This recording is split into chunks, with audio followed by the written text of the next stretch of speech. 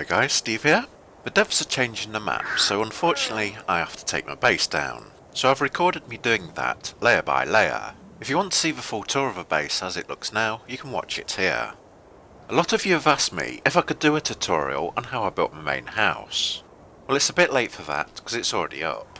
But what I can do is play the base layers in reverse order, so even though I've demolished it from the top down, to you it'll look like I'm building it from the ground up. This is how the area I built in looked originally. I wanted somewhere next to everything I needed, especially metal, and my base needed to be hidden out a way where no one went. This is all what's left of my base now. I've left a couple of markers. The flag that was at the front of my house, its coordinates is 6343. And where the middle of the house was, I've put a gravestone to mark the spot. I've put it there in case any sightseers come along to check out the area. This was a really good place to build. The trees hid me from any raiders, and in 4 months I didn't get raided once. That gave me the time to finish my stealth base that you can see here. The steep cliff on the backside stopped anyone coming up from there, so anyone would only approach from the front, but no one did apart from my friendly neighbours who were just scouting around. There's no important resources here, people couldn't get the dinos up and down the cliff so they avoided the area, and you could only see my base if you flew directly above it and looked down at the right time, which no one did, and because it was painted black it just looked like a shadow anyway, or a graphical error. Okay, that's the area I built in, so I'm now going to show you my demolishing video, with each layer run in reverse order, so it looks like I'm building my base from the ground up. This is what a cliff looked like with all the trees removed. There's a few bits left of the house, but after this everything was demolished, and the area reverted back to forest as you just seen.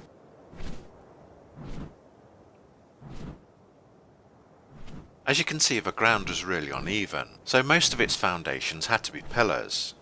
It was the only way I could get a nice flat area to build my house on.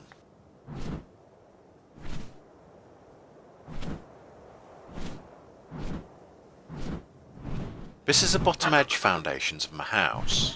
The pillars were placed down first using the wood ceiling as scaffolding. I built the wood ceilings out and then the metal pillars down, then when everything was the right level I put the metal ceilings on top. After I'd built everything in stone first to make sure it was right. I originally built a smaller version of the main house first, as you need to keep all your valuable stuff safe. Once that was done, then I extended it to have the internal dinosaur pen on the side. I'll now keep adding the layers 2 walls high. This is a basement level. I fly around in different directions, so you can see the building from different angles. Being painted black and the light and shadow makes it hard to see in some places. Just pause the video anytime you want to look at an area for longer. All those metal pillars are to hold up the floor of the dino pen.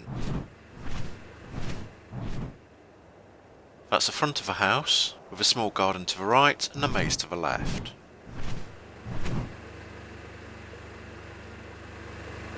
I've left the hatches in so you can see where I went up and down the ladders.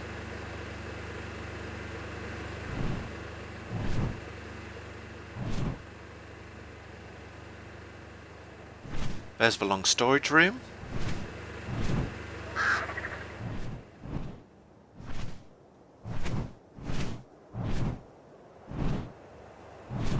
And that's the main cooking area, with the industrial grill, cooker and refrigerators.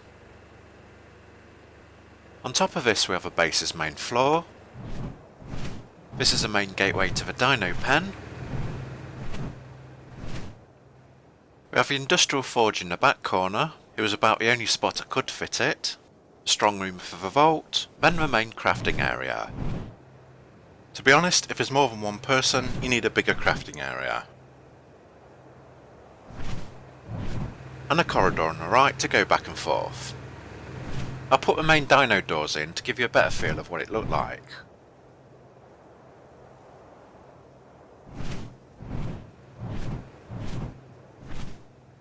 As a dev start adding equipment like the industrial forge, I had to adapt my base to fit it in. It was my very first metal base, but it got a bit cramped the more stuff I added. If I was building a base now, I'd concentrate on protecting all the important stuff, like the vault, industrial forge and cooker. I'd put those in the middle of a base to make sure they're protected from raiding. Of course, this is the main entrance, and I'll show you what it looks like from the inside without a roof.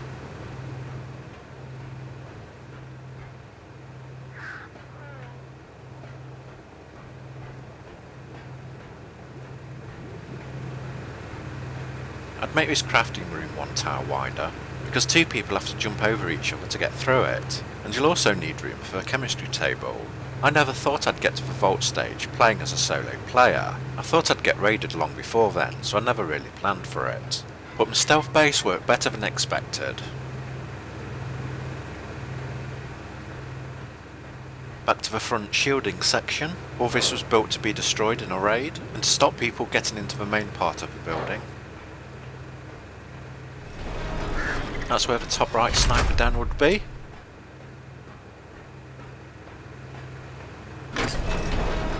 And back to the collapsible bridge. Okay, I'll add the next layer. The dino pen reaches its full height of 4 wall tiles, and the sniper dens and top storage room has been added. The orange hatchway leads to the floor above this one. That's the top storage room above the main crafting area. I'll land so you can see what else has changed. The internal bird shelf has been put in. That's where I parked all my birds. The small storage area is directly above this crafting one. The vault room's gone to its full height of 4. This ladder now takes it to the storage room. Everything's easier to see without the dark roof.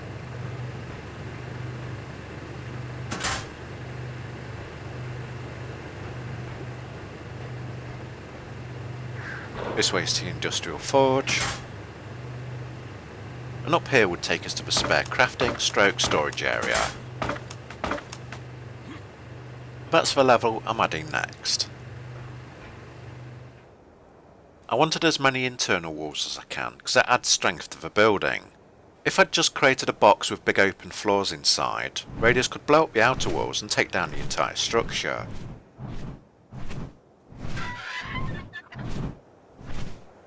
The teleporter room is the one with the beds in the bottom corner. This is a second strong room to hold another vault.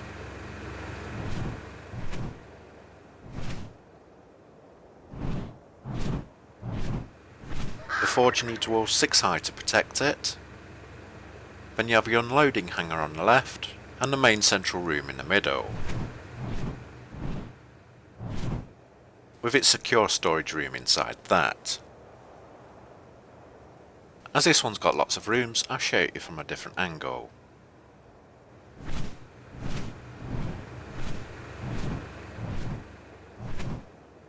You can just see the second power generator next to the forge.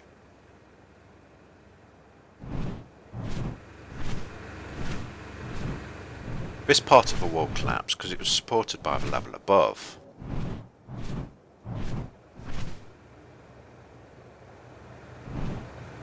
I'll land and give you another look around again. It's easier to see everything now that there's more light.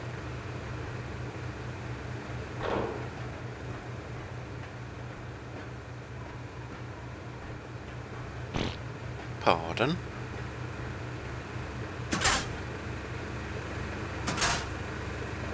You've already seen all this and know what the rooms are from the tour on the previous video, so I'll just quickly dash about to show you on this one.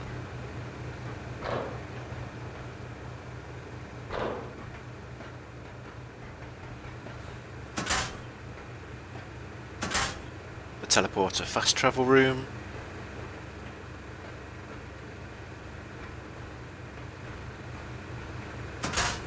and the strong room for the vault.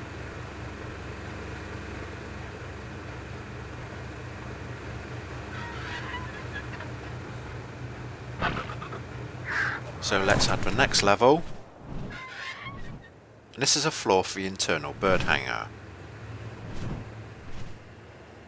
I had to leave this one fairly open, because if I'd put walls on the inside it'd stop me moving birds around. This is where you'd climb up to the roof with a ladder, with the bottom of a roof exit shaft next to it.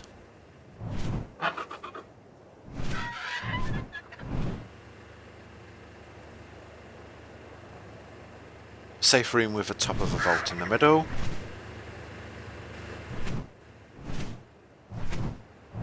I'll land again and quickly dash about.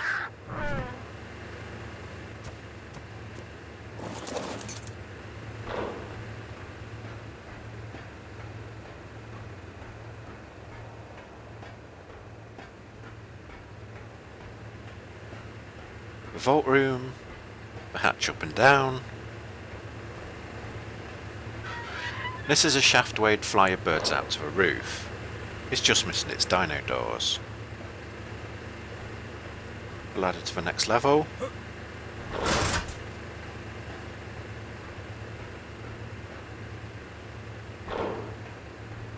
And that's a bird shaft going down to the ground level. The next level is a roof and the outer walls to the bird's nest. The only place I could really keep the Quetzals was on the roof, but I didn't want them to get sniped up here, so I built these surrounding walls.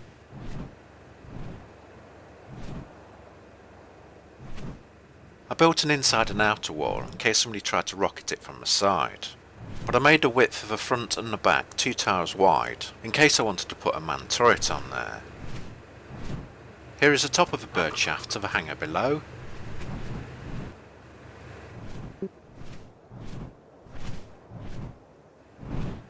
And you could use the corridor rooms as extra storage. We never really used it as that though, because when the Quetzals were parked here, sometimes their wings blocked the corridors and it was a bit of a pain to move around in here.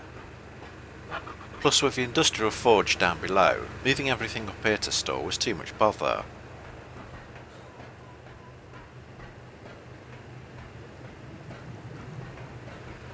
Now we get to the final layer, putting the ceiling tiles on top of these walls, and adding the plants and auto turrets. And that's how I built my base, bottom to top.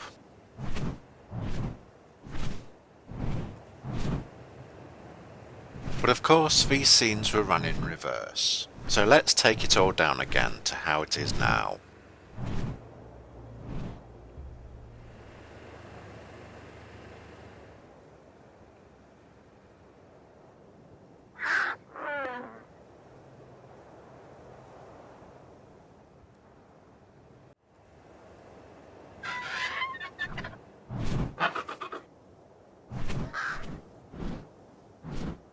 And we're back to where we started from.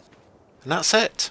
On the next video I'll be showing you around another one of our bases. If you like this one, don't forget to check out links to other videos at the end. Please like and subscribe. Thanks for watching and hopefully I'll see you again. Goodbye.